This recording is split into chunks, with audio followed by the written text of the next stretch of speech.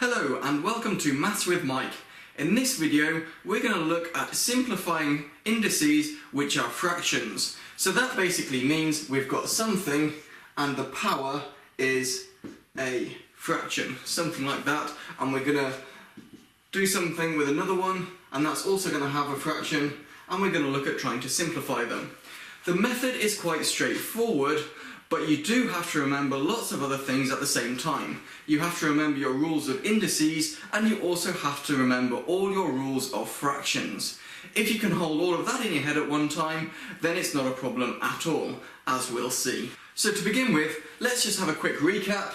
If we've got something to the power of 5, and we multiply that by the same thing to the power of 7, making sure that the base, remember, is the same. As long as the base is the same, we can do it.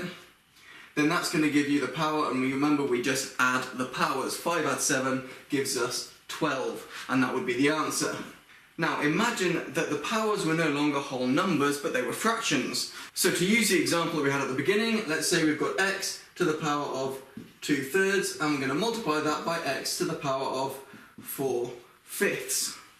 Now it's exactly the same. Up here, we just added the powers to get the answer. The same thing here, except it's a little bit more involved. We've got to remember our rules of fractions. So we've got 2/3 and we've got 4/5. I'm going to change colour.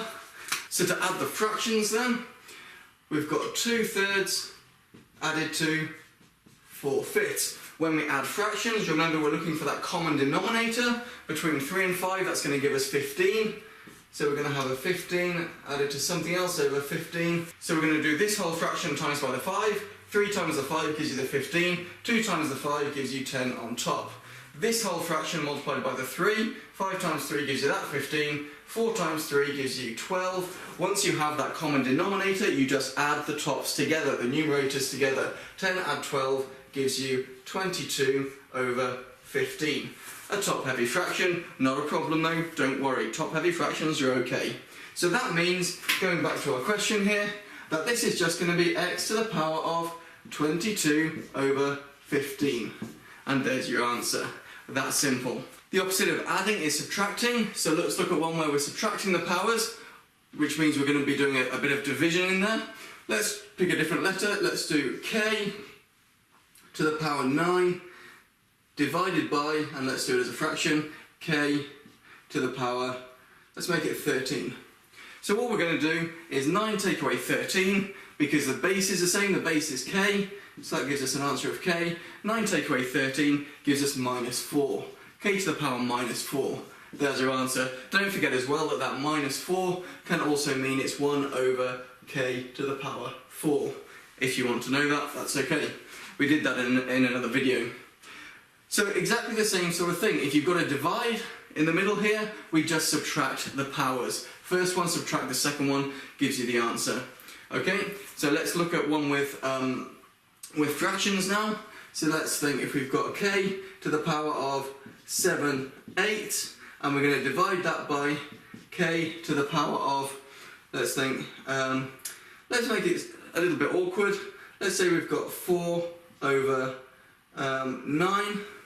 So we're going to get some big numbers coming in, but it's okay, don't worry about that. Okay, and we're going to try and work out what that is. Same thing as before.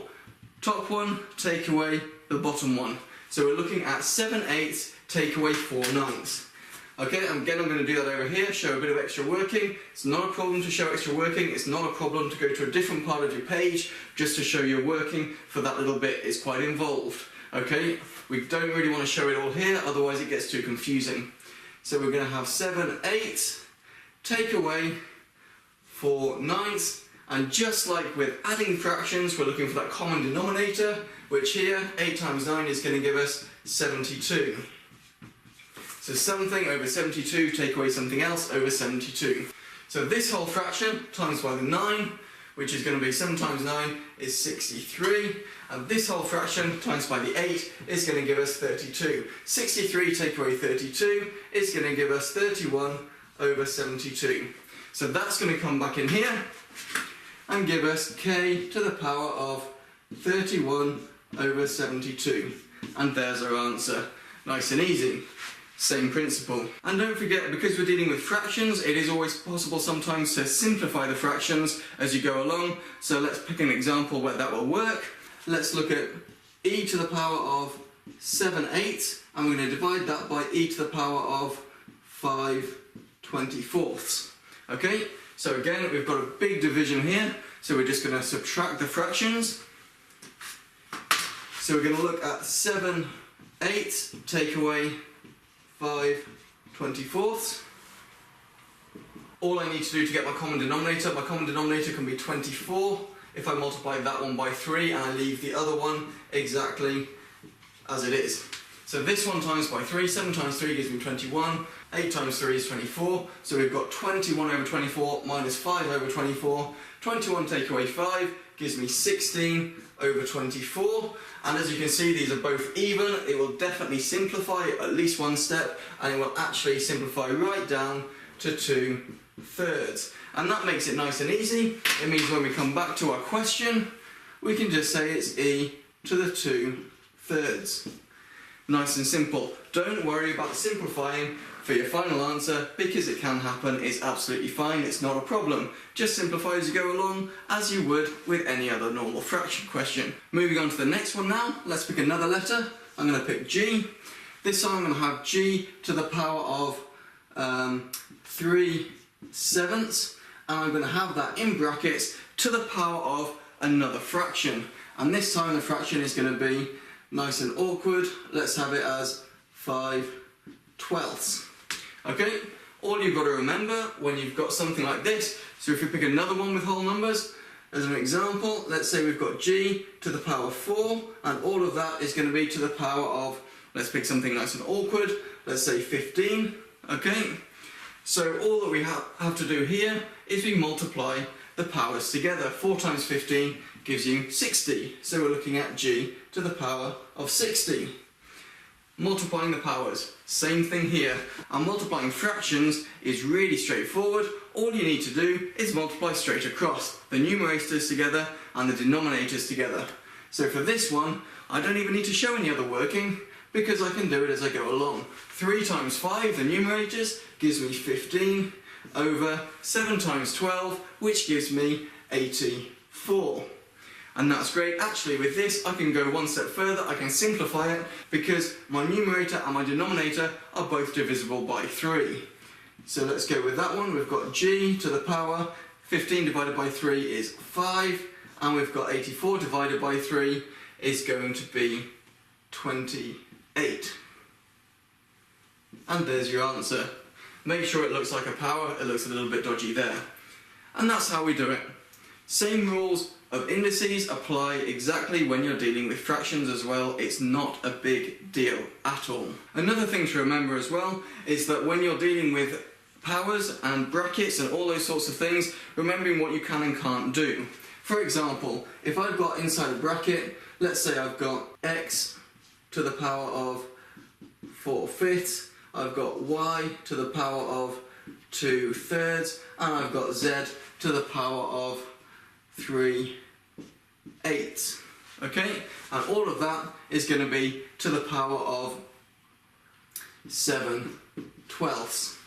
Okay, so this is x to the power of 4/5 multiplied by y to the power of 2/3 multiplied by z to the power of 3/8, all to the power of 7/12. Well, if this is going to be the case, I need to multiply each of these by the power, just as I would do with whole numbers. So this would give me x to the power of 4 times 7 is 28, 5 times 12 is 60. I would then have y, and I've got 2 times 7 is 14, I've got 3 times 12 is 36. And then I've got z, 3 times 7 is 21, and 8 times 12 is 96. And then I can simplify that. There's a lot of simplifying that can be done here, I think. So these are both divisible by 4, giving me 7, x to the power of 7 over 15. That's nice. This one is both divisible by 2, so I've got 7 over 18.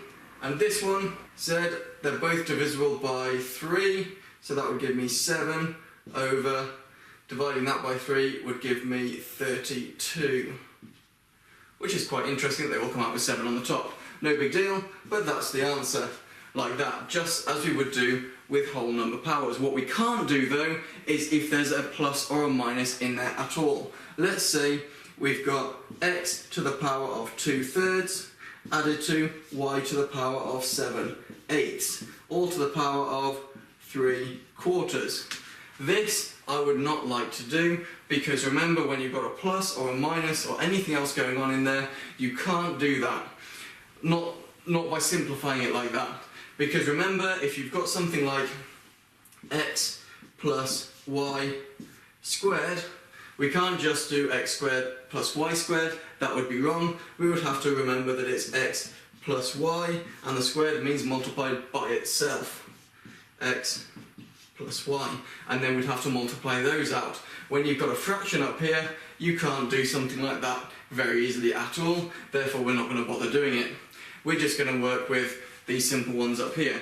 As usual, here are 20 questions for you to practice with. They start fairly easy and they get harder. All you have to do in each question is just simplify. They should all have the same base, so you know that each one can simplify. And as usual, I've used red for the question numbers and blue for the questions themselves. Give them a go, and the answers will be in my next video.